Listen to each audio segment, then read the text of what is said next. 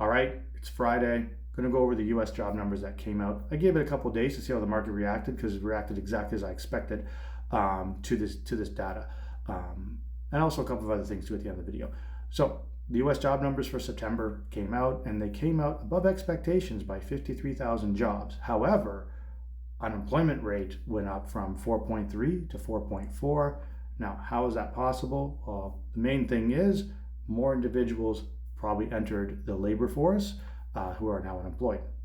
So that is more than likely the cause of that number there. Now, it was really interesting to see how the markets reacted to this.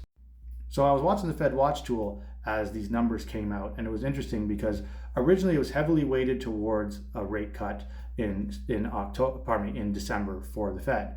And then once the jobs numbers came out, it flipped where it was heavily weighted towards a rate hold. But then the market sat back and realized a couple of things that, if you follow me, you know. Number one, you can't trust the U.S. job reports. They've been revised down by over 1 million jobs over the past 12 months. So those job reports aren't accurate. The unemployment data did show that there was an increase in unemployment, which pushes the Fed to start cutting interest rates, continue their rate cutting cycle. The other thing too, if you really think about it, 100,000 jobs when you have an economy, when your population is 300 million, it's not like a blowout number anyways. Really, it's not a lot.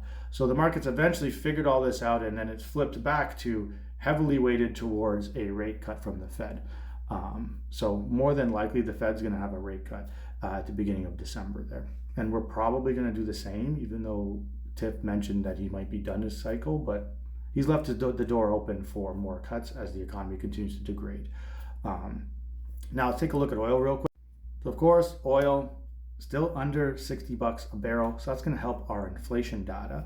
And there's a couple of other things I want to go over about inflation. I will be doing a deep dive on food inflation in Canada because that is a major concern, and it looks like the federal government is making it more expensive to have beef.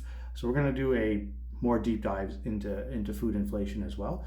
Also, we're going to keep an eye on everything going on with Japan right now because their yields are still spiking because of that stimulus package, and that's going to probably have a ripple effect globally here. So we're going to keep an eye on that too. So lots to come on this channel.